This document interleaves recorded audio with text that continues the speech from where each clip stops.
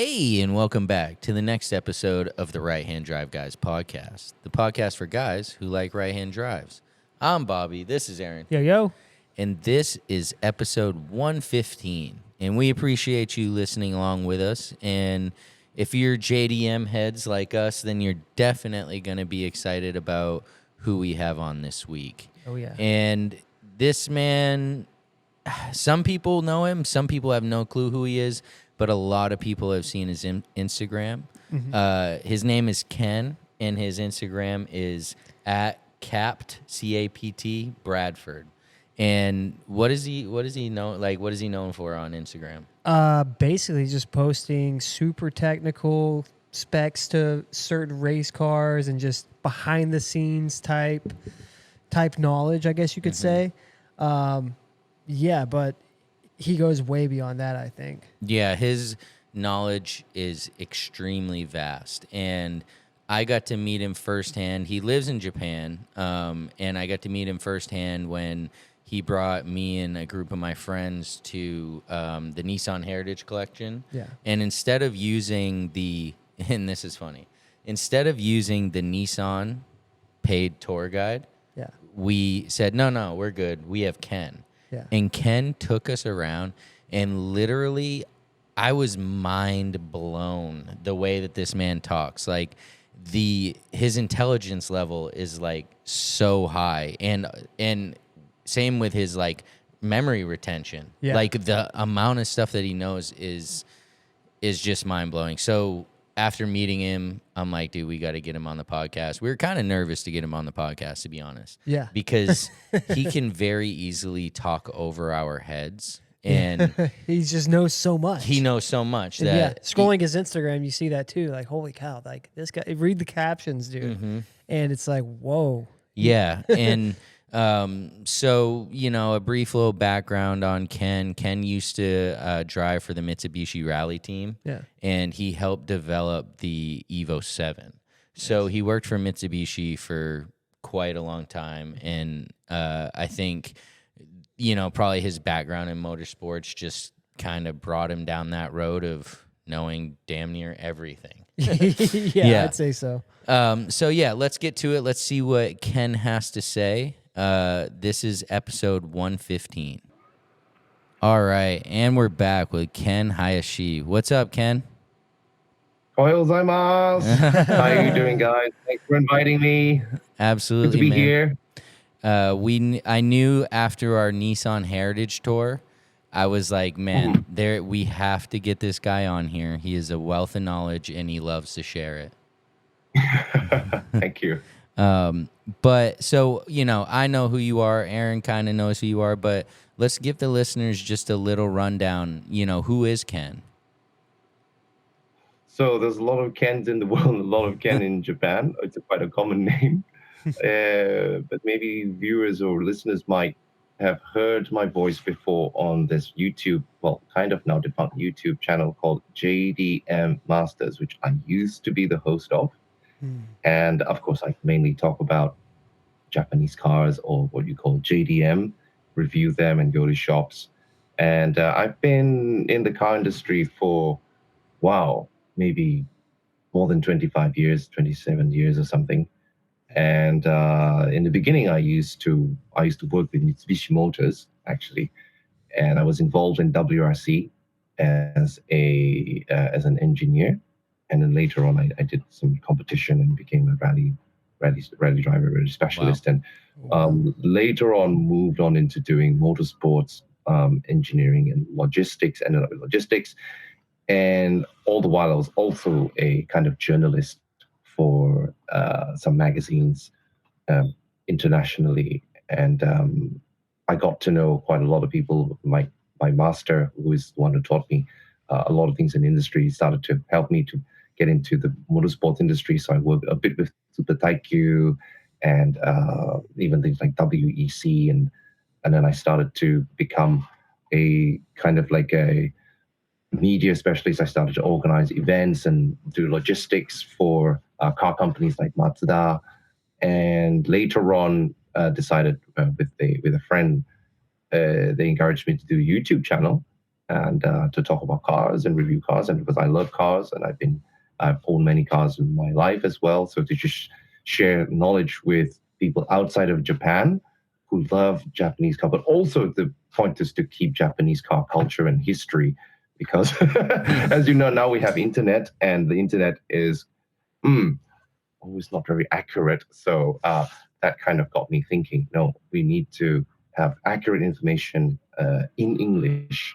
And so I hope that I can share with people about the real car culture and history of Japanese cars.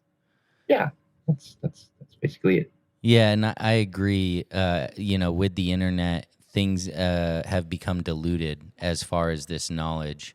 There's specks of truth in there, and it is nice to have somebody who truly cares about keeping it honest, so to speak. So, yeah, I mean, we're excited to hear what you have to say, man. So the first thing I want to kind of talk about was, obviously we're kind of here in America. You're there in Japan, and like the ownership of cars in Japan, I feel like through my experience, it's kind of looked at a little bit differently than we do over here in America. How could you elaborate on that? Ownership of cars in Japan, first of all, we have to consider that unlike America, where I get the impression Americans use cars in a very different way. It's a basic mode of transport. So I don't know, like, unless you live in New York City or some very built up area, everybody needs the car to travel around, even to go to the shops. Am I right? Mm-hmm. Yeah. And of course, that is the same in like more countryside, or we call inaka areas. So basically, where I live is quite near Hakone, even though it's in Kanagawa Prefecture, not too far from Yokohama. But if we don't have a car, we can't go to the shops. However, the car ownership problem with Japan is space. Still, compared to America, we don't have a lot of space. So even though we need the car to go to the supermarket, because in a countryside area, the public transport is not really good. A lot of people use bicycles, of course, and the car is the sole means of, like, to use to go in daily life. But houses are still small. There's only car park space for one car. If you're lucky, you have two.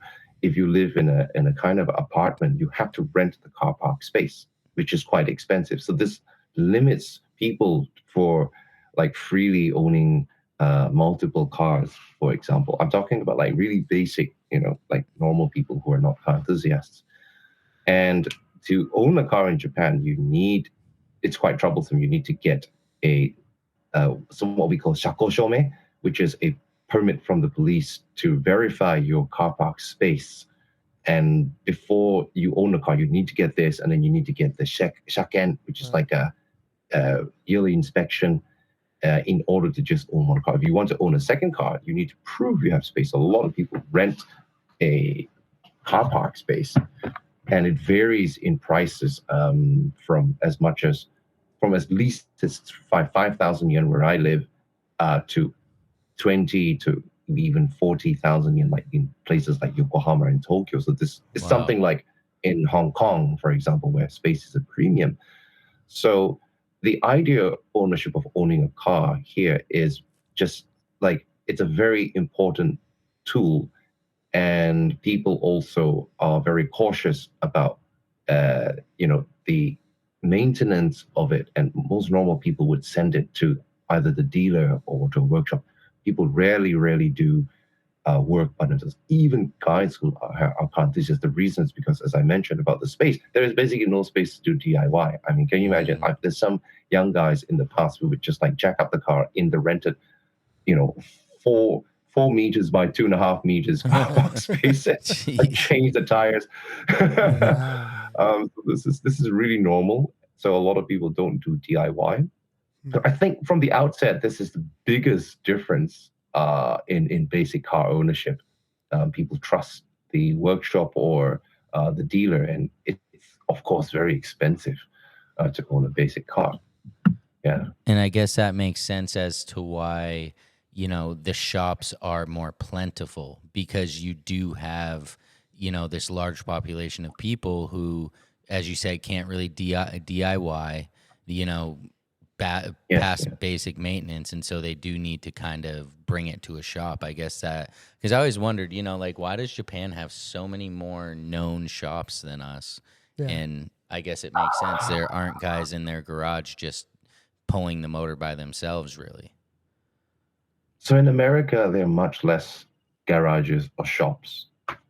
Yeah, Yeah. for sure. I mean, yeah. Oh. Yeah, I mean, of course there are some, especially in highly populated areas, but I mean, it's not like Japan, especially like very notable shops. Yeah, tuning shops, especially like aftermarket type, like sellers and stuff. They're far and few between, especially ones that have an actual garage and like a whole setup. So, Yeah. But I guess that makes sense, right? Because we could order a part and put it on our car right here, whereas if we were living in Japan, we'd be having to buy even a parking space. So what I'm seeing, the image in front of me, the space you guys have. I mean, if we had that kind of space in Japan, it's already 5 times more than a normal garage. It's a dream. Yeah, so I can imagine, the Japanese have really learned how to utilize their space correctly, because it really isn't as plentiful. Oh yes, yes, yes. But when it comes to car enthusiasts, guys, a lot of the guys, well, I think it's also changing. My generation of car enthusiasts, maybe we are one of the last, okay, maybe guys also in their 30s to actually try their best to do DIY wherever it's possible.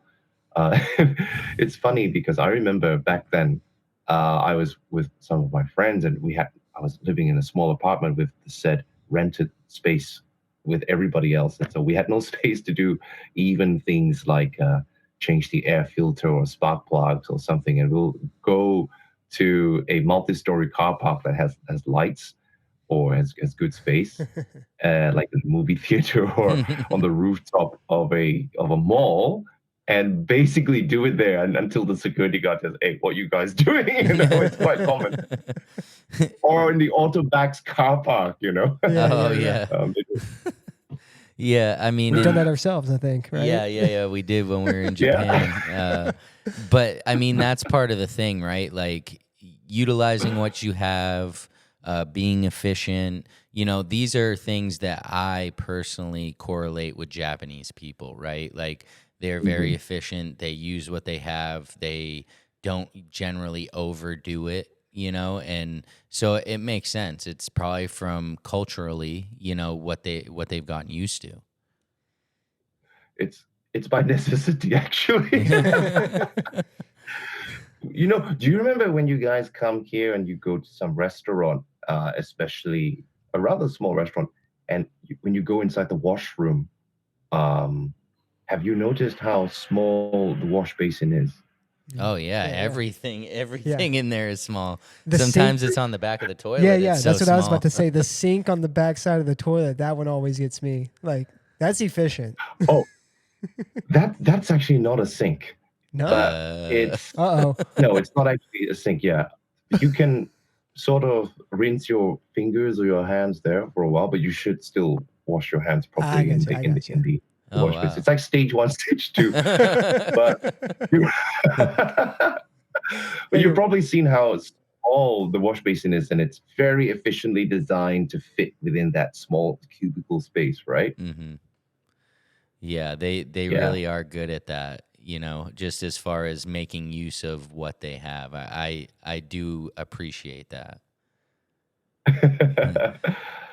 And so we can also come to the conclusion about the design of cars themselves, which is why we have a lot of K car. I think many visitors to Japan, especially those who love JDM, are probably quite shocked to see more K car, or what we call light vehicle, in Japan more than everything else. In fact, it's you can see on the road that's more than 60% of yellow plate compact cars with 660cc engines of various different designs, and that's the majority. And the history of the K car itself explains this very compact, the need to utilize space in Japan. So this is the reason why K cars, because of this low taxes, is sort of the main modes of transport for most people who don't really want to own a car but have no choice but just need basic transport. Yeah, well, I can say that when we got off the plane our first time in Japan, of course, what we expected to see was just, Evos and R34s and, like we expected Tokyo Drift. Yes, Yeah, exactly. Yeah. exactly. But in reality, it was Alphard's, K cars, Yeah. that type of thing. And it really took us quite a while to see our first like hero car, so to speak. And we were kind of freaking out because all of a sudden there is one, and it happened to be a Autech R33 Yeah. GTR. Oh, And nice. yeah, so it was a cool sight to see. But yeah, I agree. I think the general perception is probably you guys just have the most amazing cars running around everywhere. But in reality, they're cars that are economical and efficient for, the general Japanese citizen. Isn't it like in some cities in America, if I go there, it's just EVs and Teslas, right? Same thing. Yeah. Yeah. Exactly. Right. That makes sense.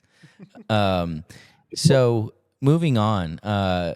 So over in Japan, right? Like we as Americans, I feel like have kind of idolized, the Japanese tuning culture. Those of us who are into it have idolized it for a long time. And, I just was hoping we could kind of talk about the approach that the Japanese take to the customization and tuning and everything in the different genres. Like for example, the drift guys, the VIP guys, the soul dress up guys, and the difference in the attitude of their vehicles and builds and the interaction with the community, so to speak.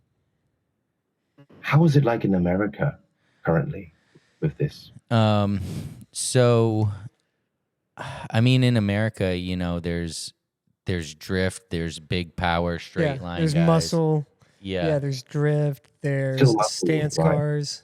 What's up?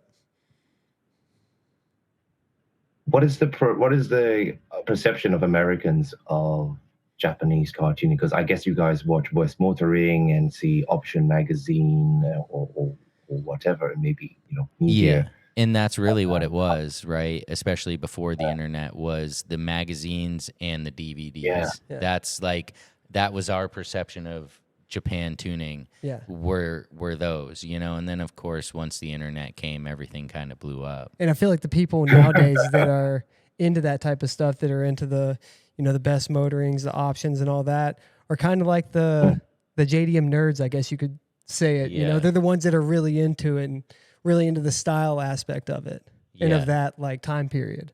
Whereas kind of the shallow, the new fans, they go off Instagram Reels and YouTube Shorts, and they kind of see it for the face of it instead of like the depth that it really has. They see it for the hype, I guess you could say. Ooh, yes, it's one of my most unfavorite words. The four-letter word, isn't it? Yeah. HYPE. The hype is good. Hype is necessary, but it's overused, and when it's overdone, it becomes a problem, right? Because then it makes it look like, I would say you guys, and I think we're all the same. We've been car enthusiasts for a long time, and those who are really into cars look at it from the aspect of the technical performance and the history, the motorsport history, and maybe in sports cars, as what we would say. But in reality, in Japan, I would say the things that you've mentioned before, especially maybe the dress-up guys and the VIP guys, called VIP, or BIP, which comes from a style that originally imitates the kind of Yakuza from the 80s. And this itself has a long history of actually preparing the car to look in a certain way. So every genre of this, including what we call itasha, the anime decorated stickers on be honest, when that became very popular, maybe in like late 2000s, I was like, oh my goodness, what's going on here? You know, it was a new trend.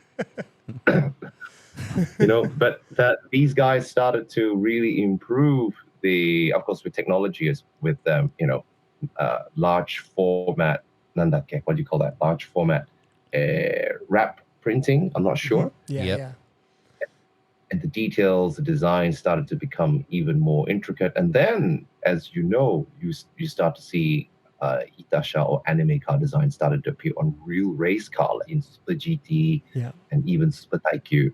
Hmm. Then it becomes official. So let's go back a little bit further back into the 80s. Of course, you know Dori Dori, aka Drift King, Mm. Oh, yeah. aka Keiichi Tsuchiya-san, the highly revered and respected and most famous racing driver personality in JDM, or Japanese car culture.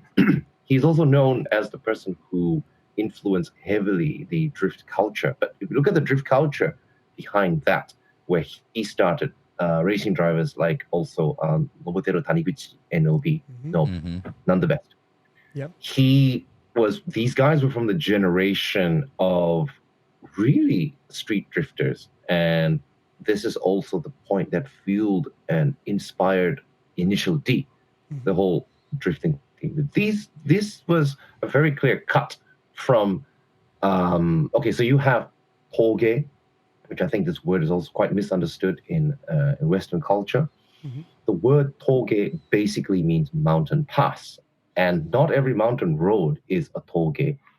A 𝐇𝐀𝐒 is only a 𝐇𝐀𝐒 if there is a height elevation where you actually have a very clear uphill to downhill, and it's quite windy and it transverses a certain distance. And there are roads named something 𝐇𝐀𝐒 in Japan. If you go to Hakone, you can Oh. see also Hakone 𝐇𝐀𝐒, Mikuni 𝐇𝐀𝐒. And a winding road is just simply a road that goes left and right and has hairpins and a lot of corners. So the drift culture was very present in a lot of these 𝐇𝐀𝐒 roads because they could do it on the uphill and come down on the downhill. If you look in the internet now, you can see like the old Nanamagari, which is also part of the roads in Hakone. It used to be where people would go in groups and they would occupy a certain number of corners. So, you know, go downhill to come back up again. They do the drifting only on the uphill, for example. And because they did this, it clashed with my type of guys we call the grip guys. So it was grip versus drift. Grip is obviously just going from point A to point B as fast as possible, like in rally style. Yeah. So there was a very clear distinction between the enthusiasts who did grip and who did drift, right? I bet. Yeah. So then when there was actually some kind of like big argument, and so in certain areas. Oh, by the way, back in those days, in 80s and 90s, there were really small little teams with silly names like Speed Stars or whatever that appears in Initial D, but even more silly names, and they had their stickers and all that is really real. I have a friend who runs a workshop in Odawara, and he's a bit older than me, in his 50s. And we were talking about old days, and he said, "Yeah, you know, I miss those old days when kids would come and they have their own silly teams, and then they would, you know, just want to change the suspension and like air filter or work they couldn't do themselves, and do alignment because they couldn't do it at home. So I think in America, you know, people would be doing it by themselves, right? Because they have the space." And so that created, like, as you said, a culture where there's a lot of shops, a lot of opportunity for business. And so this leads also into the whole classification of, or rather organization of grouping into loyalty areas. So you have the teams, you have the small garages behind it. And these everyone starts small. These small garages then become more famous. They become bigger. They eventually get themselves into Option Magazine, into Hyper Rev, and that's where they make their name. So then you have area loyalty from Kanagawa, from Saitama, from even all the way to Osaka, Kansai. Wow. And once they get rich enough, this was during the bubble period of the 80s where everyone had money And when the bubble period came down, the auto industry still was maintaining, but the technology behind car makers and also the electronics industry, everything helped in the sort of what you call the golden age, helped to boost this kind of auto industry, or the aftermarket industry. So everything goes hand in hand. Motorsports into the tuning industry, that's connected. The user base, every guy, young guy back then wanted to have a sports car. Yeah. Growing up in Europe, also, I believe that it was something like, you're a young guy, you needed to have a sports car. And that was the guy, the kind of like a cool thing to do. You needed to get some, at least, a sports sedan or some hatchback, a hot hatch. There was a lot of choice back then from European makers and Japanese makers. Oh, yeah. Today, there's like 25% of guys actually getting car licenses, and of course they don't even get manual. And you ask them what kind of cars that they want, I'll just say some crossover. The interest is, really, really died out.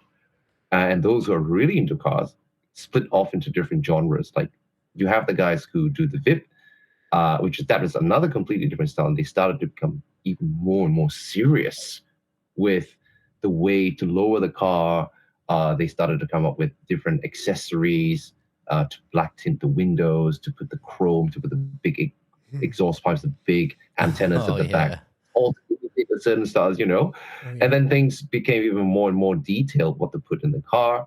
That fueled a business industry to create parts. So like, I think maybe the brand DAD with reverse D. Oh, yeah. Dad. Jeez. Yeah? Oh, yeah, for So sure. in Japan, we call the kind of the genre of people who like such cars Yankee. Very funny Yankee. word. We call Yankee, which comes from the word Yankee, which obviously is like, I don't know, it's the derogatory term for American, Yeah, like but a Northern American. Yeah. Yeah.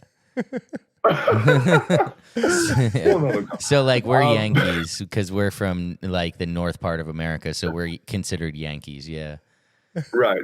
But that's kind of related, if I'm not wrong, to like something historical in a sports team or something like that. Yeah, there's the New York Yankees. Yeah. Yeah. But why we have the word term Yankees? Because the kids back then would used to dye their hair blonde, so it looks like American, Wow. So the Yankee kids Wow. were like kind of like lower education, a bit delinquent style, a little bit rough. They're squatting, smoking, blonde hair, foul mouth, but really friendly. So like kind of Daigo guys. And they Saito. were yeah. Oh no! Don't do that to Daigo. But not every blonde hair guy was a Yankee. But, Yankee style. I was just talking with my girlfriend yesterday, and she owns a S210 Crown, which is the 2 generations ago, and it's black hybrid, just normal. And we were at Autobox, and we were looking for stuff, and then we came to the section where Autobox sells dad accessories, right? and she was just going, "Oh my gosh, this is so Yankee," and we were just laughing about it, because even today, the so-called VIP Yankee culture is dying, to be honest. Yeah. Compared to the heyday in the 90s. If you look back at some old video on YouTube, you can see Daikoku Futo PA, which I affectionately call DKF. In those days, it was so bad. When it started in 1989, the cars were gathered so much. They were trying to get in until it created a line until the loop. Can you believe it? All the way up to the loop. It was crowded into the middle lane, people doing barbecue, doing dance. They brought their kids, and just, it was a mix of VIP, mostly VIP, and other car enthusiasts. Everyone went there. Today, what you see is really, really controlled, really organized. Of course, there's a lot of tourists, foreign tourists who go there. But back then, everyone started to collude into a very clear sort of culture. So you had people who loved tuning, had drift, and out of all of those, the guys who just tuned the car for pure performance, not a lot of flashy body kit on the outside, were the origins of original American JDM. Looking back at Super Street, Sam Mitani, in that age when he started to do all these coverage of guys who would notice the style in Japan, but really what it was just JDM car parts. So people who tried to use EK9 Civic Type R parts, the EG6 car parts, the lens, the whatever from Spoon Sports, the pure, how do you say, normal tuning look of purpose built of only for running on circuit into American cars, to imitate that. So that was the base of real JDM, and then that word started to change. But the approach of how we did in Japan is, like I said, going back to what I said earlier about going to the shop. We don't have space to tune our cars. So we trust our local tuner, or then everyone wants to go to these famous tuners. Now, obviously, when you go to a famous tuner, they start to get a lot of, become very full and get a lot of, business, and so they can't keep up. That's where sometimes shops start to break off, split off. There's a business opportunity. So then it creates these loyalty groups. Japanese are very loyal to a brand. So it is very possible that, the Ojisan down the street who is maybe now in his 60s, and if you go and talk to him, he has only owned either Toyota or Nissan cars for most of his life. And the reason is because when he was young, he went to a car dealer, introduced by a friend to a local Toyota car dealer. And in Japan, relationship is very important. The trust between the salesman who takes care of you. He will come to your house on New Year, give you gifts. And we have a culture of exchanging gifts, as you know, omiyage, but also a business gift where you keep the relationship between the customer, whether it's insurance, especially with cars, with your phone contract, with anything, your house builder. And this relationship of that trust is very, very important. This trust also goes to your car tuner. So that's the good side of it. Maybe what you see is, oh, wow, there's this relationship of people actually giving business to the local small ramen shop, for example. And while this is, of course, very, very good, in another way, and this is where from what I see both cultures, Western style and Japanese style. Sometimes, to be completely honest, it's not good because Japanese, we're very prone to obligation. I could see that. Yeah, you become obligated to the salesman guy. So it's like they pressure you with very nice words to buy a new car every 3 years. the new model comes out. So this Oji-san down the road, he's probably bought every single Crown or Corolla for the past 20 years. Wow. That's what keeps the auto industry going. And so his old Crown gets sold off to the auctions and gets recycled into the used market and gets exported. That's why we have had such a very strong export business, which you see in the auctions. Now, back 20 years ago, JDM cars were very cheap. And I remember back in UK, in the 90s, the reason to buy JDM cars was not because it was attractive and desirable like today. We're not talking about sports cars. We're talking about regular cars, models that you couldn't get, of course, JDM. The other reason to get them was because they were cheaper than official imports. Wow. And there was no law against that? At that time. There was no law against that. Yeah. My sensei, my mentor, Suzuki-san, he was the first to export R32 GTR to UK and also to Hong Kong. Wow. That's pretty crazy. That is cool. Yeah. And he was one of the pioneers in the grey export from Hearst export business. And in UK, he was also there importing. And I was over that side. I was seeing all these JDM cars coming in the sports era. But reality is there are a lot of normal car models that maybe enthusiasts don't really care about. And they get exported simply because it's cheaper, more economical to buy. And they also have better specifications. But people must remember that also a lot of the specifications don't suit America, especially like radio frequency, for example, the specification of the headlights and many various things, right? Okay, sorry, going off tangent, but coming back to my topic about the attitude towards this.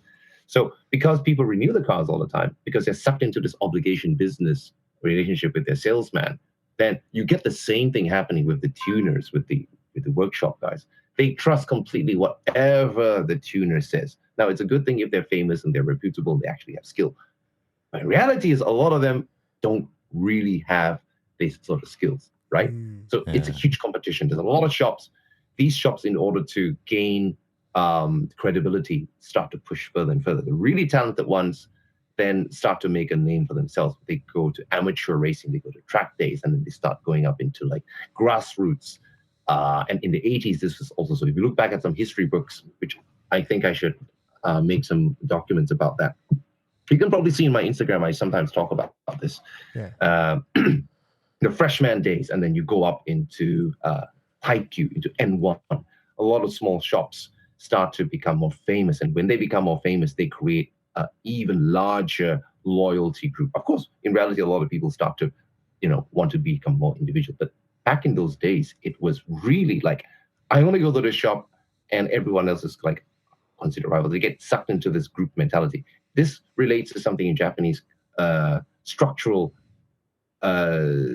community where when you're in junior high school, a lot of people will join some club we call bukatsu. It's like what you call ECA in the UK.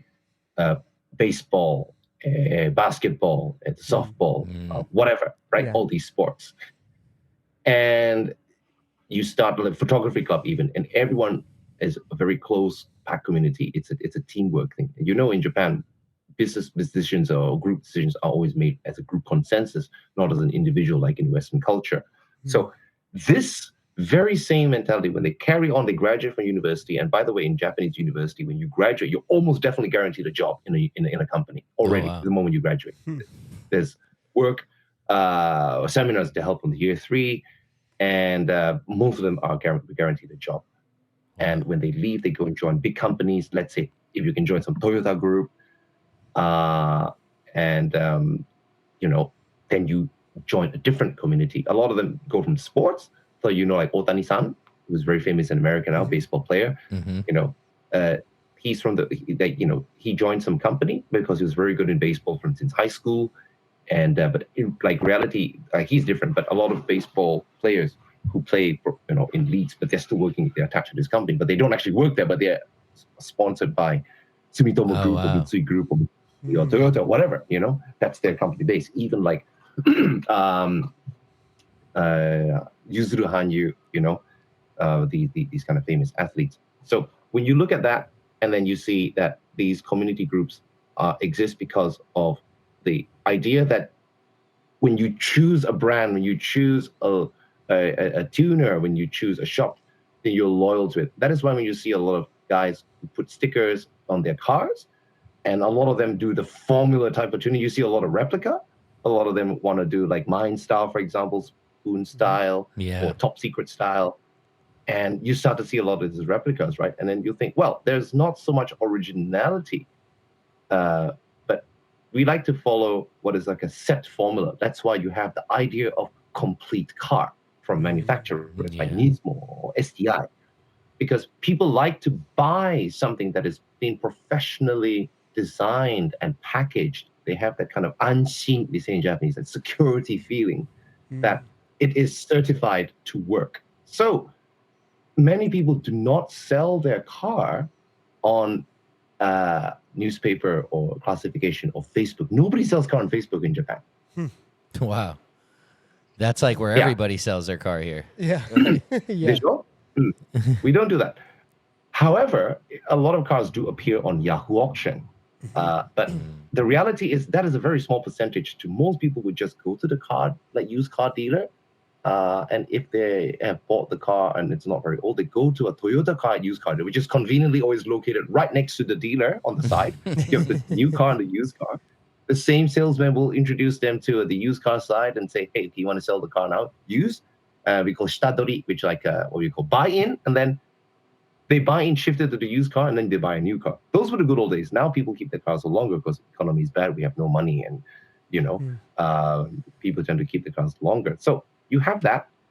Then you also have this secondary kind of like a thinking where they buy the used car and then they want to restore it, and then what do they do? So they start to look for what we call in Japanese pro shop. Pro shop is also the word used for not only tuner, but any company that specializes in maintaining or doing accessories for a certain type of car. So it can be VIP, it can be 4x4. Now there's a huge trend on even minivan tuning. I kid you not. If you look at books in bookstores here, yeah, there is a whole magazines dedicated only to Alfado, for example. Yeah, It's those very are funny. cool, but Those are cool. The genre now is getting so wide that every young person now actually desires to have a minivan. So um, my partner, she's a single mom, and she's got a daughter who's like just graduated from university, and she's going to work in the car industry. Actually, they both love cars, by the way. And I asked her, like, what's your dream car? And you know what her answer was? Oh, I want a new Alphard. I'm like, what? I'm like, you want a box? And she's like, oh, no, it's not a box. Inside is luxurious. I have a lot of space. I can go with my friends. It's comfortable. Yeah, I know, but like, it's a freaking refrigerator box. Yeah, that's because you like sports cars. And the mom was like, no. To me, it's a car is a nice sedan. So that's why she bought a Crown, right? So, everyone's changing, but then they're really into that type of car, whatever the shape is. And you have enthusiasts for, like, I don't know, CX-5 or every kind of crossover. And surprisingly, there's a huge community, which may surprise American people. A lot of guys here love American muscle car. Oh yeah, You've probably seen that. Yeah, we've seen a few for sure. Yeah, I mean, saw a few muscle cars and a few lowriders. Yeah, and some on hydraulics and flipping their switches and that whole thing. Yeah. And a lot of these, and you probably notice how into the whole culture they are, right? Like, they don't just buy the car, they live the culture. Guys who like American culture, they're probably into hip hop. They wear the cap sideways, they wear baggy pants, they try to walk like they've got a limp. Yeah. Yeah. They eat only American hamburgers. They only hang out with their own group. And it's all about embracing the whole culture behind the, like, what it represents. So this is something that goes back to the culture of Japanese groups in sports, in school, where there's an old saying in Japanese where the nail that sticks out gets hammered down. You don't want to be seen as a outcast type of individualist. Although there are people like that, even people who are seen as kind of outcasts in a way where it's different from the normal generic group, still have a group to follow. They all follow a sort of formula. Whereas maybe in America, or I don't know, in Europe or other Asian countries, people want to do their own individualism. But I think in reality, there's not much difference. There is still a kind of group or how do you say, like a genre that you follow. So like you guys looking at the cars, you have your more into like the real, I would say, core enthusiast type of performance and also visual related. So I think it's the same, but Japanese tend to be a bit more extreme about that. And you can see that even in like the otaku community, the anime community.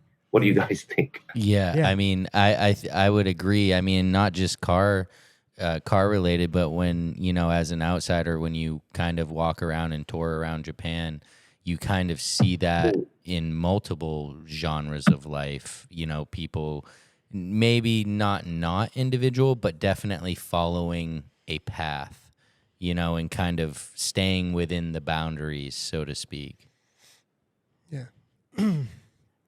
But I mean, is that something that American car enthusiasts would like to follow? I'm just asking out of curiosity because I see a lot of guys who really admire the type of, for example, kind of style, whatever it is they like. So, like, Noriaro, my friend, yes, Alexi, been covering the drift community for quite a long while, and he knows a lot of people in there. And so a lot of guys who come to Japan and like they go to Ebisu, for example, right? They're really, really, really into that particular type of drifting. And then that culture has spread to America. Oh, this is already now in 20 years, and the D1 has gone there, and then people who are doing that kind of pure drifting. We're not talking about like irresponsible cross-section, or what do you call it, takeover stuff. And No, the other no. day I saw a video that somebody was actually copying that. The Japanese guys are actually copying that style. They used to do full drifting like in industrial estates, going from one area to another area. Now they're doing it in the circles. I'm like, oh my gosh, no. American culture's come to Japan now. This is crazy. Yeah, I mean, I feel like Americans, especially, I mean, what I pay attention to is a lot of the drift scene and the drift culture. The ones that, you know, the ones that are real and the ones that are like really into it, like the old style stuff, and you know, they take the whole thing. You know, they style their car. You know, the way they dress, even like the brands they wear. You know, everything is styled for, you know, like the Japanese drifter style, I guess you could say. You know, everything from their wheel setup to their interior, like every single thing.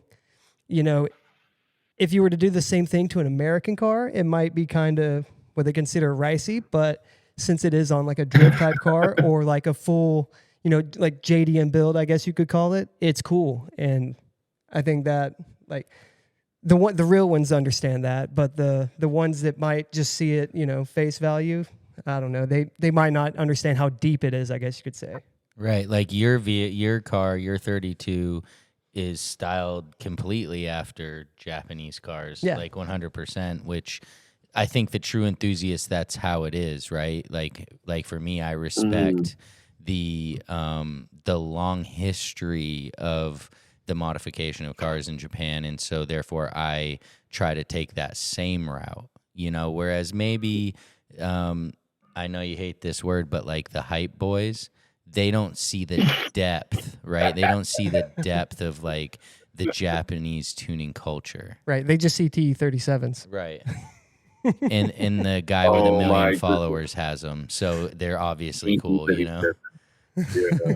But you know what's very funny? That like Ray's, the manufacturer themselves, understand how popular the TE37 still is, and they keep remaking them and putting it in new advertisements, right? Yeah. It's bestseller, long time bestseller. It's like pokey chocolates, you know? Yeah. Yeah, TE37's like built healthy. that building they have, huh? Yeah. Which is of course it's good. Like RS Watanabe wheels, or I mean, even if you look at PPS wheels, right? That's kind of cool. So I wanted to ask you guys, where does the term ricer come from? Originate in America? Oof, that's Yeah. I think it maybe would be. I think it's really kind of a tiny bit racist if Oh, you I think mean, about it. I A mean, little bit. It just comes from like the late '90s when the Honda tuning was on the uprise, and you know the Fast and the Furious movies started coming out. It's kind of what the muscle guys or the muscle car guys, the guys with the Mustangs, the Camaros, the Trans Ams. It's what they would call the import guys. They would call them the ricers. because they were rice burners, Yeah, because and they're they- from Japan. Yeah. So yeah, I mean, Asian kids would eat rice, and then yeah, Yeah, it was- exactly. So I mean, you know, maybe it's borderline, but yeah, I mean, it's basically somebody that like goes above and beyond with flashy kind of stuff. A lot Yeah. of times, you know, somebody And that'll cheap parts, maybe Yeah. not, you know, going the full length that you could have with your build. like kinda a cheapen out a bolt-on little bit. hood scoop instead of an actual hood with a hood scoop. You know, just Right. some of these like kind of I don't know what to call them, but yeah, that's a ricer, Ken. If you ever see one, you'll know. Oh yeah. It's very funny now with social media and a lot of more interaction between people of different countries. There are a lot of Japanese kids who are much more able to understand foreign culture, much better than you know, maybe 20, 15 years ago even. But then they also learned of a lot of different words, and so young guy the other day was actually saying to me, "Oh, rice mobile." And I'm like, the heck did you learn that word from? You know, like, do you know what it means? You know, and he was like, yeah, Asian style car with bad tuning, right? And I'm like, I do see that in Japan, actually, very rare. The other day, I saw exactly what you described, and we call it like just cheap. What do we call that? Sticker tuning. Like, you know, you put Yeah. one HKS secret adds 2 horsepower kind of thing. That stuff exists in Japan once in a while. Fake bonnet vents and, just every sticker that he got from every motorsports event, that he went to. Yeah, he represents pretty heavy for sure.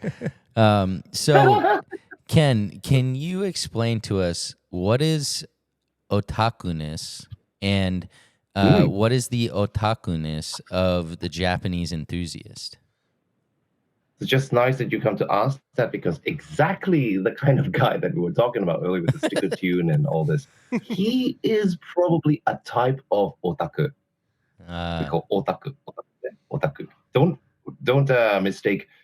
In Tokyo, there is an area called otaku, which is otaku is the ward or like a section of the city. Okay. But otaku is one word. So in Japanese, you must be very careful.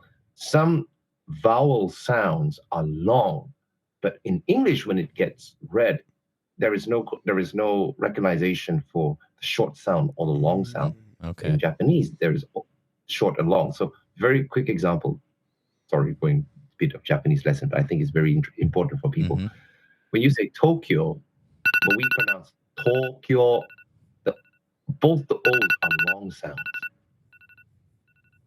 So Kyoto is different. It's Kyoto. It's not Osaka. It's Osaka. Long O sound. I see. So, yeah. So the section in where Omori factory used to be is Otaku, not to be confused with the word otaku, which is I see. Translate which translates into nerd. What you call okay. So the nerdiness. Yeah. Yeah. Weeb is quite bad now, I guess. Let's just go with nerd. So nerd is the 90s definition of a nerd was like a computer science kind of guy, right? Like, okay, geek is another word. Geek. That's a good one. Yeah.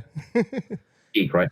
Because growing up in the 90s, of course, oh, you're such a nerd, you're such a geek, means you're so into a particular subject, and you're so deep into that, you research every single detail about that particular thing. It can be anything from cars, anime, to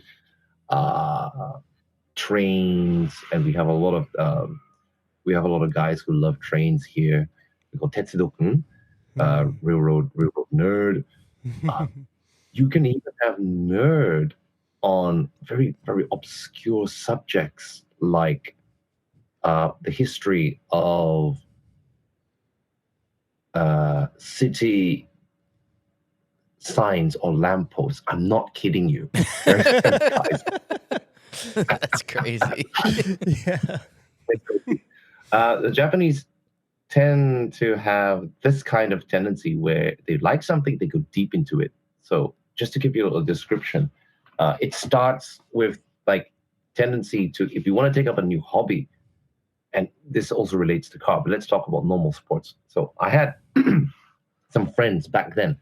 He's just a normal salary man, never had a hobby in his life, never had strong interest like us in cars or anime or whatever. By the way, only, I would say, less than 50% of normal Japanese are really into anime that you would people as even close to an enthusiast. So on the scale of being interested in stuff, you have interested, you have being into, I'm just using English words, then you have enthusiast, which means it becomes a regular hobby, right? And then when you go to that extreme, you start to become a nerd or geek about it because you research everything. That is where the realm of otaku comes in. Wow. So you can be a camera otaku, you can be a car otaku, you can be an anime otaku, you can be the street signboard otaku, you can be a food otaku, you can be a travel otaku. Anything is fine. I love how the Japanese have their own word for that, because going over there and visiting, you can definitely tell that that is an actual thing that, whenever they're into something, they are head over heels, deep into it as far as they Full can go. They're otakus Yeah, for sure. there are otakus for sure. And this friend of mine, he decided wanted to take up tennis. Right? I want to join a tennis club. I'm like, okay. Have you ever held a racket in your life? Never. Okay. Then he says, okay, I'm going to find a tennis club. And he signs up for tennis lessons. And then the next weekend, he goes out and buys all the gear, like a mid-expensive racket, the shoes, the headband, the wear. They got a good part. They turn up to their first lesson looking like Roger Federer, Yeah, looking under their professional. basket, like professional. He's got like the expensive racket, everything. And then he takes lessons for about 3 months and then decides, he's crap at it, and he quits. But he's bought all this gear already, right? Like 100,000, 200,000 worth of it. And so he doesn't need it anymore. He sells it on Yahoo Auction.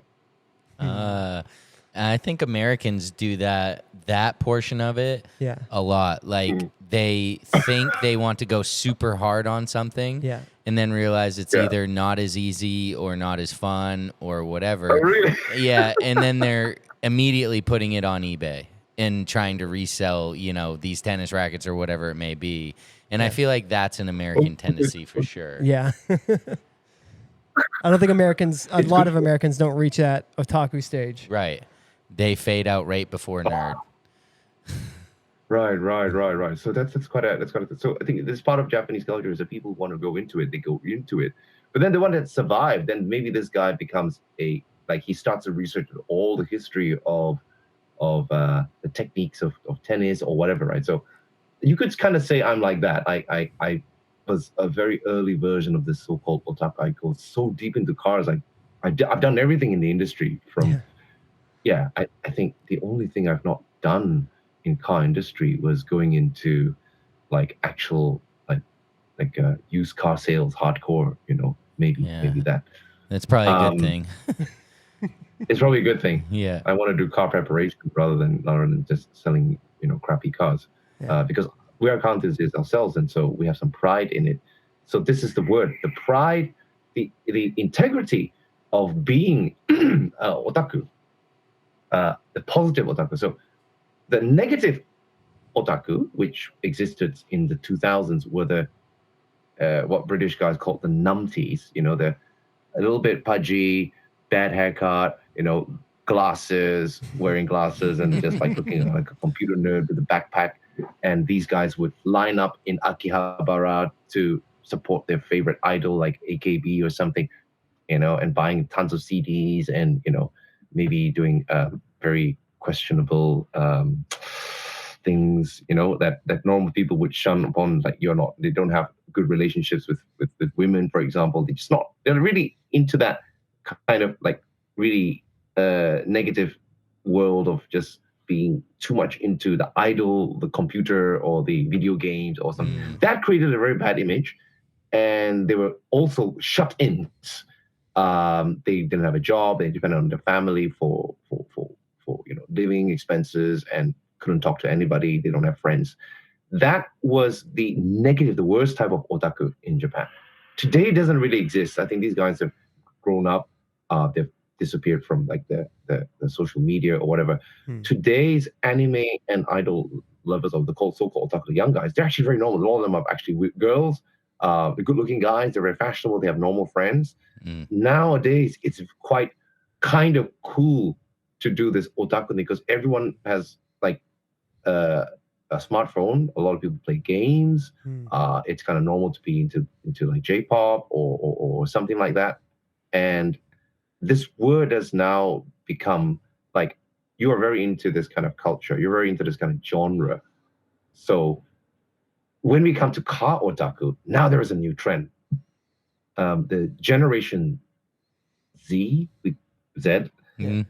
are now going into, maybe you've noticed, especially in America, like young guys who watch our stuff. They're very into the 90s cars because of the legends, because of all these stories, because of like best motoring or whatever influences. The very same reason why you guys still collect 90s cars and why I still like 90s cars, maybe. Of course, for us, a lot of us, it's a real time. But the young guys who never lived in the 90s wanted to buy and own these 90s cars because of various influences.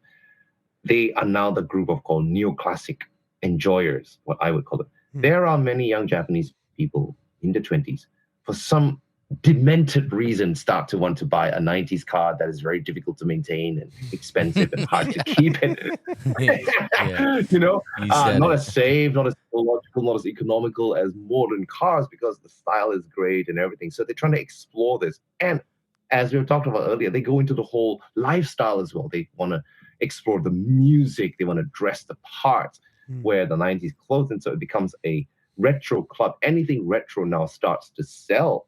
And companies are taking advantage of this whole retro thing. So I would say these kids are also type of otaku. They're kind of neoclassic otaku. And they're so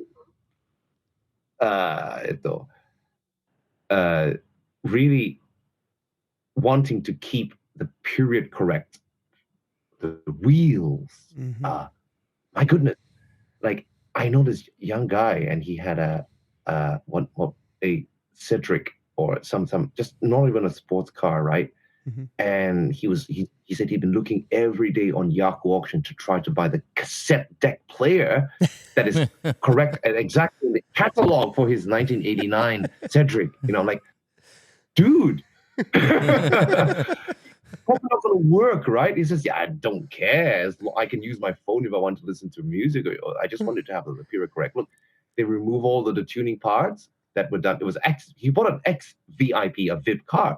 He threw out the lowered suspension, threw out the chrome wheels. He put in the stock wheels. Was very careful to restore it to how it looked like in the catalog. I'm like, wow, you guys are even more crazy than me, That is otaku. I can see that version of it. Yeah.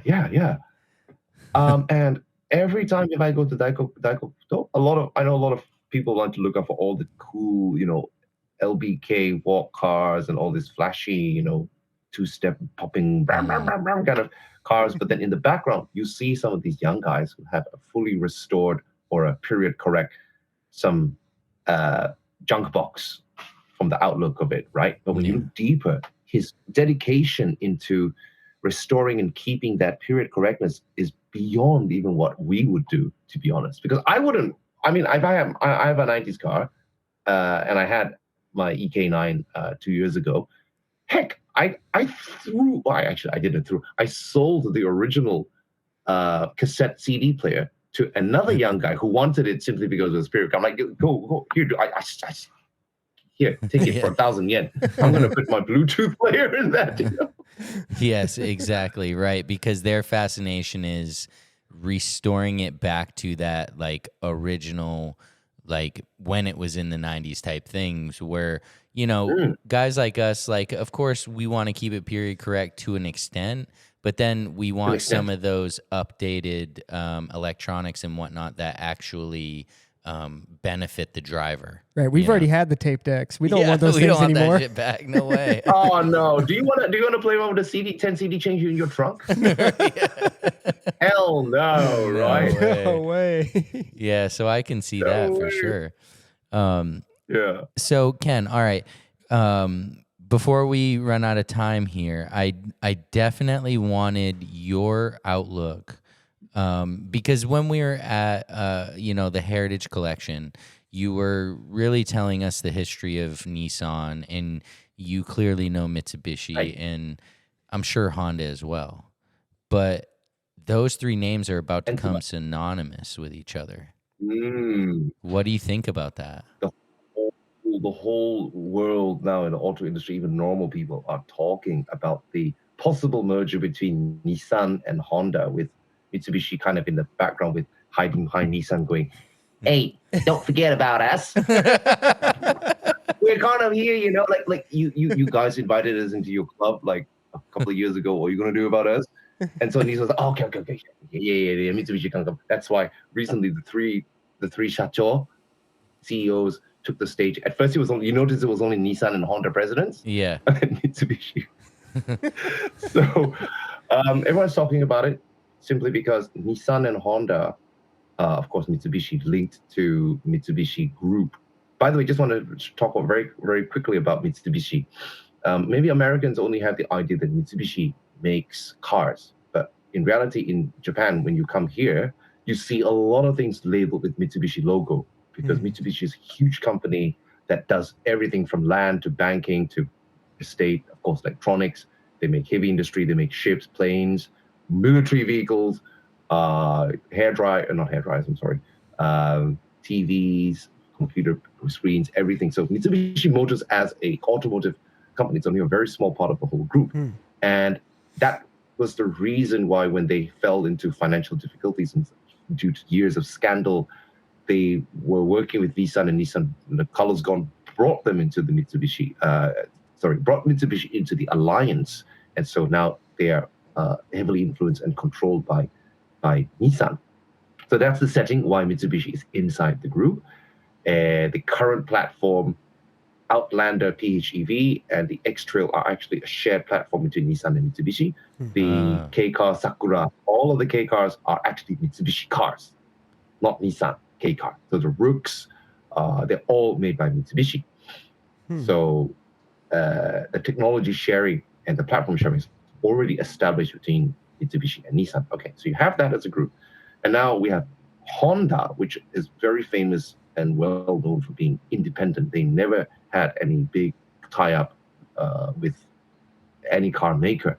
And on one hand, you have the Toyota Group, which wholly owns Hino Motors and Daihatsu Motors, 100% owned. They own 36% share of the former FHI, Fuji Heavy Industries, which is now renamed Subaru. Oh, wow. And so they're a very close partner. Mazda is also in the group because they've had a technological tie-up way back. So that's Group Toyota. So now is it going to become Group Nissan, Honda, Mitsubishi, just like how you have the Daimler Group, the BMW Group, and the Volkswagen Group in Europe, and the GM, groups in America. The auto industry today is no longer like in the old days, where automakers can survive on their own. A lot of it is linked to just the economic difference of the current day, where people are actually not able to buy cars as much as before. Cars are becoming more expensive, but they're also becoming more quality. So this is where companies that have a very good chance of understanding the market trend. Now, as you know, EVs is finally losing its ground as a trendsetter. America has realized that EV is not completely the way forwards. They're now turning to what is it? Hybrids. Hybrids. Yeah. Hybrids is now being realized again as the most viable solution for today's current automotive economic environment, possibly into the future going ahead as well. There's a little background to this. Let's be completely honest. Do you think all of the oil and petrochemical companies will easily allow electrification to happen without them going out of business? No way. No way. Nah. Never going to happen. No way. And this is very controversial for me to say this, but I've been observing stuff in the automotive industry for a very long time. We all know that petroleum oil prices are artificially pushed up and taxed quite a lot, right? Yeah. And it's controlled, and there's actually more oil left than what is always being told to us. The same way how oil is running out, as has been said for the past 30, 40 years. Oh, yeah. But there's been a steady regulation. Just like diamonds, diamonds are not the most precious and most, valuable stone on earth. It's other stuff, right? So same thing happens in industry. So when you come back to this, then electrification also is not the way forward, because not everyone can have an electric car because it takes a huge toll on the grid, which is the first problem before the manufacturing thing. So everyone's going back to hybrids. Who has the world's best hybrids? Toyota. Yeah, they do. The Prius. Yeah.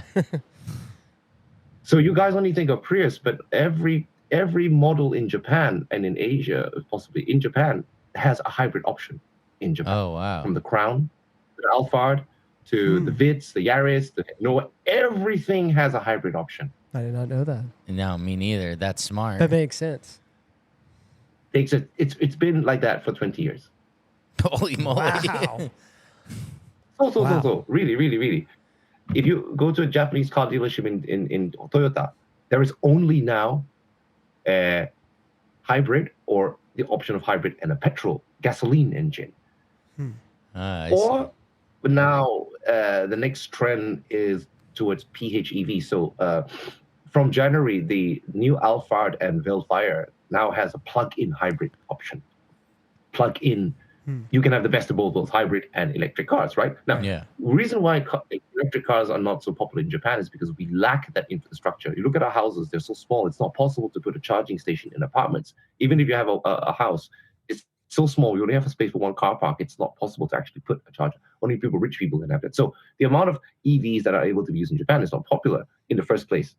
They're not very into the whole idea of, EV. We already use a lot of electricity. And it's, even though we use nuclear, it's just not practical to have that kind of thing. So people still want to use gasoline, petrol. That's why hybrids are very, very popular, which means Toyota has seen they were the ones who pioneered this technology from 1997 with the first Prius. Honda had used hybrids, but they were using it in a different way only until recently, where it's more of a series parallel system. Okay, so let's fast forward. Toyota has the world's best hybrid technology. That's the trend of the world now. American market's now going back to hybrid. That's why they're gaining a large sharehold in the sales market. Honda has been struggling with it in their sales worldwide. And so while they have hybrid technology, Nissan has almost no hybrid technology, to be completely honest. Zero. Yeah. They have not developed their own hybrid technology. Mitsubishi, with the Outlander PHEV, actually is a hybrid system. And this is the reason, in my opinion, why Nissan has always needed Mitsubishi technology for the future technologies, not the other way around. Mitsubishi has researched. When I was in Mitsubishi, we already started researching into EV cars in the 90s already. Wow. We had that technology from Mitsubishi Heavy Industries, the batteries. They were already like at every various motor shows to prepare for electrification in the future. Of course, Mitsubishi Group is so big that they control all of the like major components that's necessary to turn this into an infrastructure. Again, Mitsubishi has very bad management. Nissan has also bad management. This is the reason why they're all in the shitters today. Yeah. Okay, so everyone needs each other. And I predicted that in 2023, automakers will consider their EV commitments, right? And today prices have raised even more. So Honda has already been in talks with Nissan in the like early 2023 about these things, because when Carlos Ghosn left, he left a huge legacy of nothing to do with his problems, just talking about the company itself. Nissan did not sell well because they don't have a strong product. And the product range, besides GTR, which was already, as you know, very old, Fairlady is very old, it's a very niche market. The normal Nissan cars are very unappealing. They had a very poor product appeal, even in Japan. So in America, they tried to push the prices down by doing a lot of fleet sales. And so this pushed the general image of Nissan cars so low that resale is very bad. And this contributed to a huge, like a sales deficiency in also the company. On top of that, you had bad management. Carlos Ghosn at least was able to give a company the direction. And when he left, or they kicked him out, let's per se, according to his words, the Japanese managers were just completely incompetent. And that's something that we all know. They have admitted themselves. Uchida-san has admitted themselves. And that's the reason why they've really just like plummeted down in sales. So now what Nissan really does they need money. They need to be bailed out, right? Yeah, I'd so say. This is where they've been talking to Honda. And now Honda is doing much better. They have certain technologies. They're talking about this merger. Merger doesn't mean they will combine their brands. No, each brand will keep their own individual identities. But like Toyota, Nissan, Mitsubishi, and Mazda, who Toyota has shared the hybrid technology. So by the way, now there's a new Crosstrek, Subaru Crosstrek, which completely adopted the THS system. It's called Strong Hybrid. Finally, Subaru has a car that has completely the way that Toyota Hybrid is doing, like also Mazda. Oh, wow. So Yeah.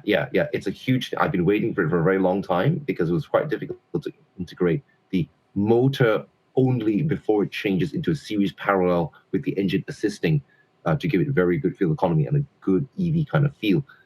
The only car that can do that in Nissan's lineup right now is the new X-Trail, which is developed a bit with Mitsubishi's Outlander PHEV. So only really they have the technology. Honda has their eHEV, which is the next step, and it's getting closer to what Toyota has.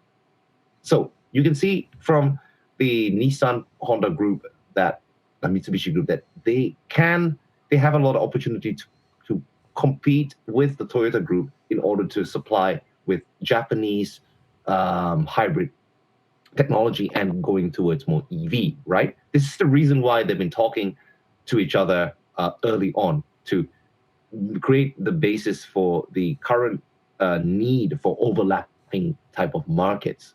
Why?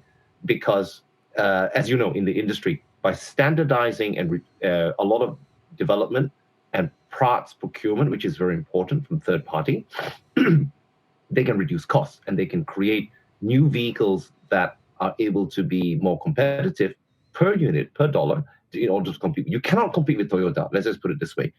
They have all of their suppliers in a tight, family base. They're all based in Toyota City. All of the suppliers are within like a I don't know, like a not even 100-kilometer radius. Oh, wow. Whereas other car companies have this all around the country. The logistics cost to bring all these parts to the factories, like from Kyushu to Hamamatsu to Tochigi, Saitama, is much larger than what Toyota can do. This is why you cannot beat them. And so they need to have a merger. Now the problem is Nissan needs to be bailed out. So a lot of people are saying, "Oh, Honda, you're coming here to bail out." And the president Mibe said, "No, it's very difficult. We're not here to bail them out." So the latest news now is that it's very funny. Now they've said that Nissan needs to fix their own problems first before they can really do an effective merger. The merger is supposed to be, they will each make a founding, like a holding company to protect their interests on the outside, and then they try to streamline into technological integration. But then now it's like it may not actually happen that soon, although they're supposed to sign an agreement in June this year to come to an agreement. So they're trying to fast forward things because there's, as you've heard, there's news. If Nissan doesn't recover in a year, they're dead. They're bankrupt. Actually, they're now in a state where it's worse than 1999 when Renault and Carlos Ghosn stepped in. They're worse. In a much worse situation. That's not good. That's not good. However, Nissan is the oldest car company in Japan. It started from like pre-1920s and then with other group of companies, as I was explaining. The government has a very strong, I would say, emotional stake in Nissan.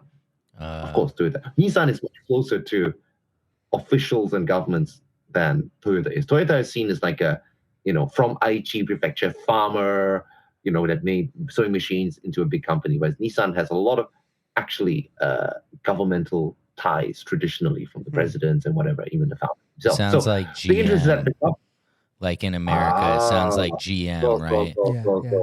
The government couldn't let GM go out. Exactly. So some way or another, they had to structure a saving kind of thing, right? Yeah, they bailed him out. But they won't be able. Yeah. By the way, Nissan has the word sun in it, the Japanese word for heat, which is the same as Nihon, the same kanji.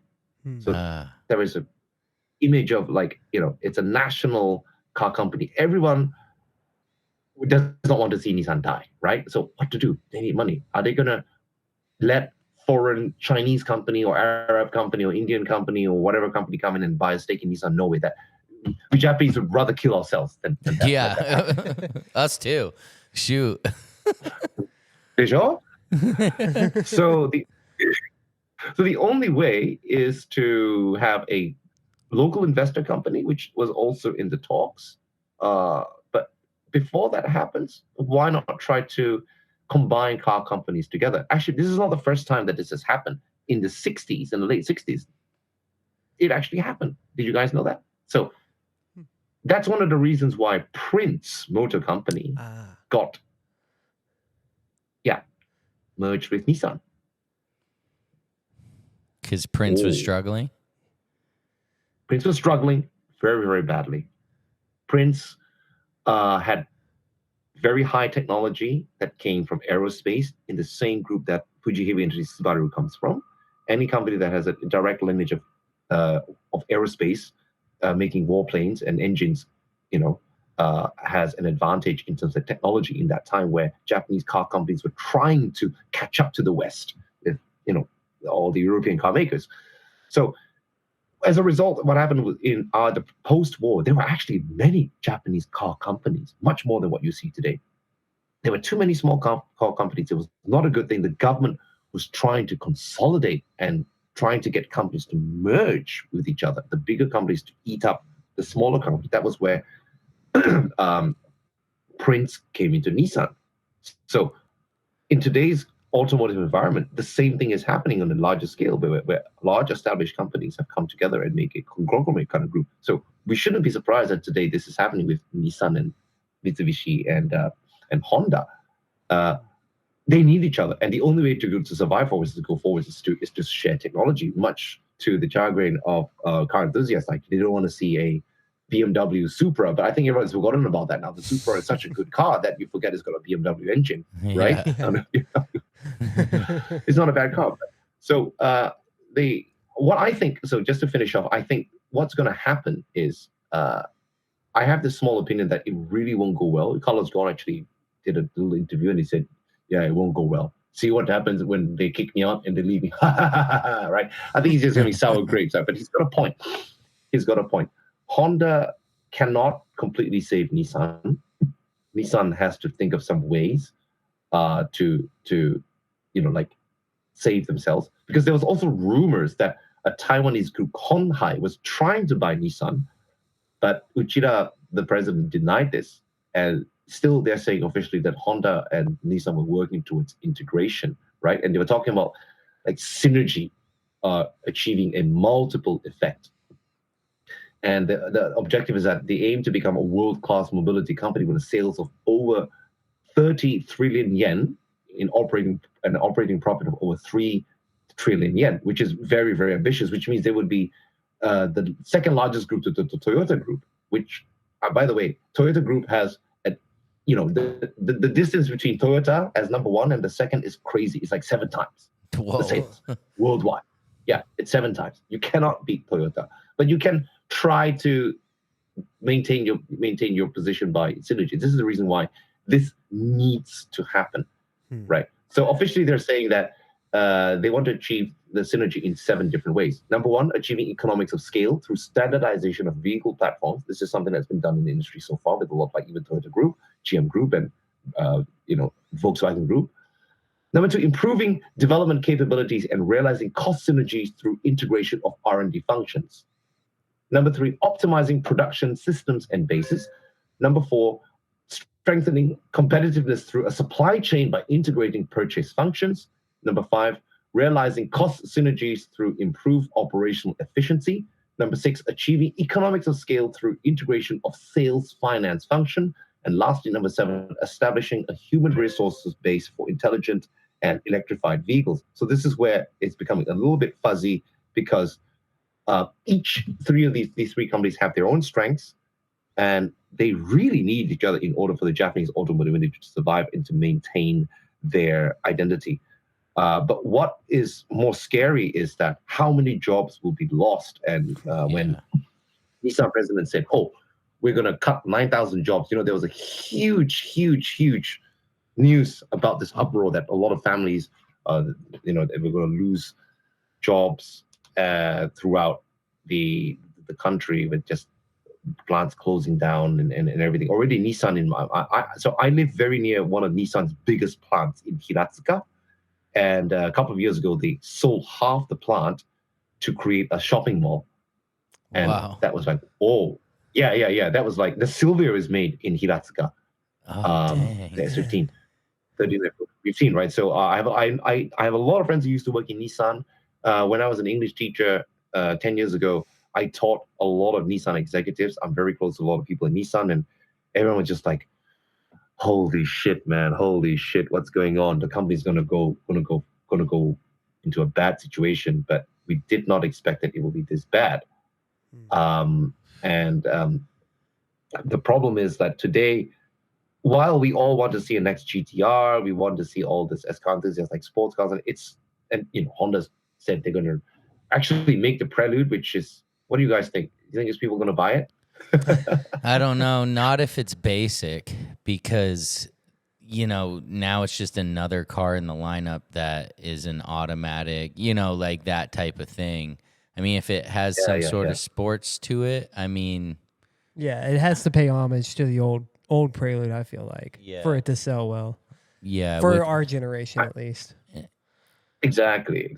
And our generation, at least the people now who have money to buy these kind of quite expensive sports cars, right? Not the young people. Yeah. It's very funny how a lot of like the younger generation, I feel so old when I say this. I shouldn't say it like that. Young people today, like. No, but then like people who come into cars, people who come new into cars, I wouldn't say their age. They always say, "Oh, you should be black in the back in the good old days, right?" Like, but then like, yeah, dude, like you complain about these cars and not coming up, but you're not the ones buying them. Every new GR86 and Subaru BRZ or Supra are bought by middle-aged Japanese guys. Dude, every like back in the day, the 33 and the 34 GTR, they were bought by guys over 40 years old. Yeah, that's true. The only people with the income to support it. Yeah. And then they decide to sell it 20 years later, which then you see one owner low mileage cars because they hardly have time to drive it. They're in the 60s or late 60s now, and that's the thing, right? Because they have the money to buy. So every sports car today is aimed at. They have to aim at like the demographics of the older generation. So the Prelude is going to be the same. Toyota has been very smart by aiming the 86 and the GR86 for young people, also with a specification for older people. So they have the luxury spec and then the basic spec. Genius. How is Honda going to do that? The Civic Type R is expensive, like the FL5, right? Mm-hmm. It's no longer like the EK9 was 2 million yen, where it was a boy racer's car, and we all bought them just to as basic motorsports car and do tuning. Gone are those days. So like how can car makers become more how do you say, like create an identity where it still pleases enthusiasts but still makes sales for normal road users or motorists? It's very, very difficult as an individual brand. Basically speaking, neither of these three companies have a strong sales brand of like cars as much as Toyota Group. Mazda and Subaru, even though they're lucky to be attached to the Toyota Group because they can capitalize on their uniqueness of their type of vehicles, simply because Toyota is supporting them through various means. Right? They're kind of being protected by Toyota Group, whereas Honda is the strongest of these three at the moment in terms of sales. So that's why they're becoming a leader in it. But then we're going to see some things change. I think it's going to be exciting, whatever the decision is. Don't worry, we are not going to let Nissan die one another. We're not going to let it go into foreign hands as it did with Renault. Renault is now taking a stage back. The relationship between Renault and Nissan has already, since 2019, sort of just not really existed anymore. And that's a very, very good thing. So I really hope, like you guys, as Japanese car industry enthusiast and also wanting to see this future continue, that Nissan can really turn around. I really don't know how they're going to do it. Every day new news is coming out about this. And what do you guys think? What kind of company would you like to see in the integration of these three companies? Yeah, that's tough, right? Because when, of course, our minds, I'm sure, go into what they were, right? Mitsubishi with the Evo, Nissan with the R cars, these different things. But yeah, I mean, what I'd like to see is some sort of revival of that passion. But what I know needs to happen is affordable, economical cars that apply to the masses and not necessarily sports cars that apply to guys like us, right? For them to get back on their feet, I don't see sports cars leading the charge for that, right? Like you said, it's hybrid technology, it's minivans, it's these things that apply to the average Joe as opposed to guys like us, unfortunately. Yeah, I think that's pretty much the same thing I was thinking as well. I mean, I'd love to see Nissan come out with another R36 and the S16 and all for these sure. things, but We're rooting for them, but but is it realistic? Of course, we want to see it. Yeah, yeah. So, They need to sell. yes, The last thing need that to- the president of Honda said was that, I'm just translating, we will create products that will please our customers, including the content of the technology. We will create a new value in the products. So regardless of the business integration, I hope that both Honda and Nissan will prioritize creating products that excites their users. And this is very hopeful for us, because while we have the normal motorists who want to buy cars that are exciting for the family level, for the normal user, but also for car enthusiasts, I think, to be completely honest, this is also my opinion of being in the car industry for a very long time, that the average employee in Honda and Nissan, of course, even Subaru, are more car enthusiasts of sports cars and motorsports than Toyota. Toyota's such a big company. And even the people who are running the GR program and everything, they're just doing it because their bosses asked them to do it. The real enthusiasts who really love sports cars in Toyota is, well, as you know, Morizo. Akio Toyoda himself. If he, as a car nut, wasn't leading the, we would not have GR Supra and GR, Yaris and Corolla, right? I mean, he started the whole program. Yeah. So that was what we thought of Toyota 25 years ago. Just car company that had kind of interesting cars that were well built, but reliable. they're just boring, but reliable. But Nissan and Honda, of course, on the other side, Mitsubishi and Subaru are able to build cars that really excite and have this motorsports passion, right? Like, I would say, out of all the car companies, Nissan and Honda have in their category rich history of like actual, victories and motorsports experience than any other Japanese car company. So I believe that the engineers, and the Honda culture, they have they usually promote engineers to higher management. Most of the presidents are ex-engineers, actually, like Honda Soichi himself. So their passion to create something is that all of them want to make another NSX S2000 or something. Trust me, they are very, very crazy about this, but they can't do exactly what they want. That's why you see they put in so much effort, created an NSX. They said, oh shit, nobody bought them. We have to cancel it. And they're like, no, we still need to have a sports car. They created the S660, right? And then now it's out of sales because in Japan they couldn't keep up with the emissions. And they're like, okay, let's continue Civic Type R. So that's why the Civic Type R is now still continuing. They need to have, and like that's why Nissan doesn't want to give up the R35 GTR or the Fairlady Z. They cannot give it up. They have to hang on to it. Even Subaru, they have to keep at least WRX, right? Yeah, it makes sense. But if Akio Toyoda didn't say let's make a sports car, let's make LFA and all this, I believe that you only have a very mediocre sports grade of a Chaser or something at the very most. Oh, wow.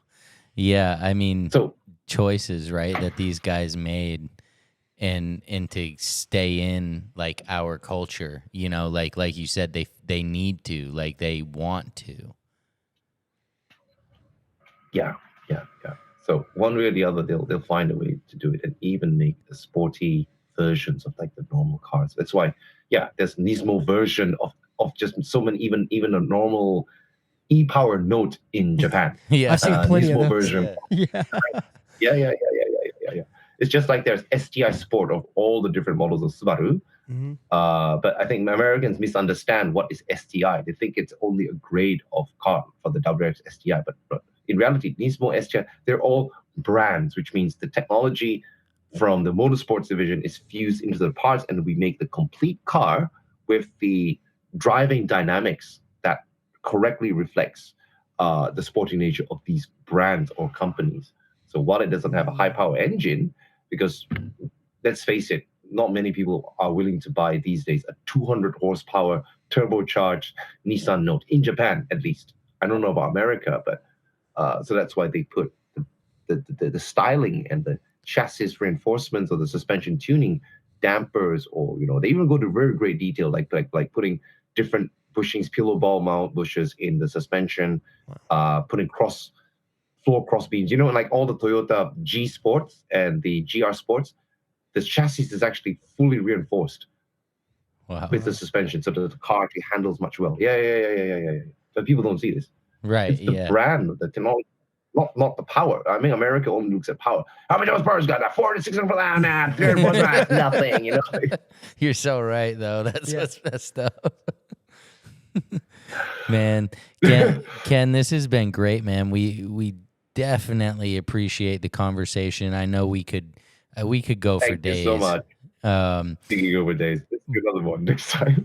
Yeah, definitely. We would love to have you back on in the future. I think that would be amazing. Just the wealth of knowledge is super beneficial for everybody listening. But so can we just let people know real quick, like, where can they find Ken on the internet? At the moment, you can only find me on Instagram. I've been quite busy, but look at Captain Bradford, CAPTBRADFORD. That's my name on Instagram. You can find me there. I have some old posts on a lot of articles, translated and original articles. But in the near future, I hope to come back to YouTube. Awesome. So man. We're gonna look forward to that. But it's in the mill. I've been preparing some videos, and I'm just trying to balance other stuff which I'm doing, and actually come back because everyone wants me to come back, and I think I should. It's been fun doing videos, so I will also see you guys maybe soon this year in America. Ooh, wow! Yeah. Ken comes to America. That sounds pretty cool. I'd love to have you. I need to go and see you guys, and actually check out the JDM culture there. I just want to see what your stuff you guys are back there. So, all right, Ken, man, again, we appreciate this 100%. Hopefully you have a great day over there in the Hakone area. And we'll talk to you again soon, man. Yeah, have a good day. Thank you very much. Arigatou gozaimasu. Arigatou gozaimasu.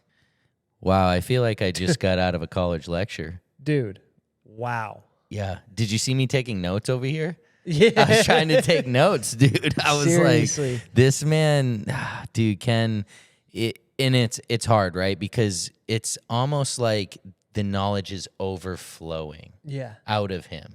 And it's hard for him to not necessarily keep on track, but to solely explain this one thing, because there's so much relative behind that he wants you to understand. Yeah. And it makes sense. That's how somebody helps you learn, is to fully explain it to you instead of just give you a little tidbit. Right.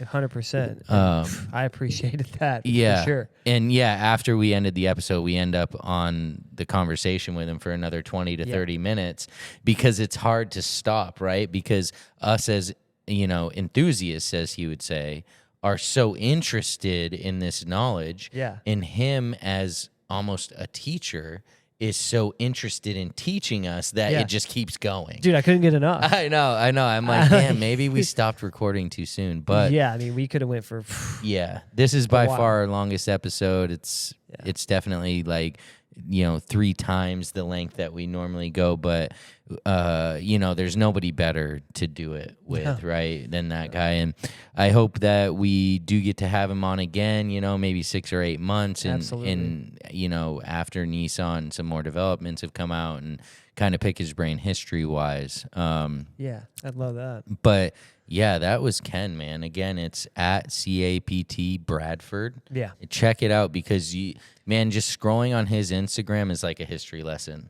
Yeah, oh yeah, It's 100%. I pretty remember when I first found him on Instagram, I was just like, whoa, Yeah. who is this guy? And just like, next post, read. Like, whoa, mind blown. Next post, like I couldn't get enough of it. And talking to him, same thing. It was awesome. And yeah, like I said, at the Heritage Collection, we didn't need the Nissan. The Nissan tour guide was below Ken. Yeah. That just slowed him down, right? Yes, yeah. All right, guys, we definitely appreciate you listening. If you listen to this point, we owe you because you were dedicated. 1 hour and 40 minutes is no joke. Oh, yeah. Appreciate that. Absolutely. And if you want to find us, of course, you can find us at rhdguys on all the social platforms. But for today, episode 115, I'm Bobby. This is Aaron. See ya. Peace.